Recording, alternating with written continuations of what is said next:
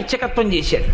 అర్చకత్వం అంటే మామూలుగా చేసింది కాదు, ఆయన ఉన్నాడు అని నమ్మి అర్చకత్వం చేశాడు.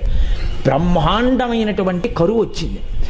ఆ ఊళ్ళో ఇంకా ఎవరు బతకలేక ఇంకా ఈ ఊరు విడిచిపెట్టి వెళ్ళిపోతున్నామని చెప్పి వెళ్ళిపోయారు. ఆ వెళ్ళిపోయేటప్పుడు ఒక గమ్మత్తు ఉంటుంది.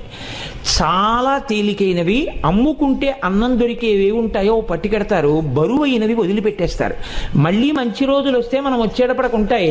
ఇక మంచి రోజులు రాకపోతే ఈ ఊరికి మనకి బాంధవ్యం తీరిపోయిందని వెళ్ళిపోతారు. వాళ్ళు వెళ్ళేటప్పుడు ఆవుల్ని గేదెల్ని తీసుకెళ్లరు. ఎందుకు తీసుకెళ్లరో తెలుసా అండి? తమ కడుపు నిండడానికే మార్గం లేదు, ఇంకా వాటిని ఏం మేపుతారు. కాబట్టి కరువు వచ్చినప్పుడు ఆవుల్ని గేదెల్ని ఇంకా పోషించలేక ముందు నీరు పోయలేరు, కాబట్టి వాటిని వదిలిపెట్టేసి వెళ్ళిపోతారు. అలా వెళ్ళిపోయారు ఆ ఊళ్ళో వాళ్ళందరూ. ఈ శివాలయంలో అర్చకుడు అన్నారు, నువ్వు కూడా వచ్చేసేయి మాతో అన్నాడు. అంటే ఆయన అన్నాడు, నేను వెళ్ళిపోతే శివుడికి అన్నం ఎవరు పెడతారన్నాడు. ఇది భక్తి అంటే.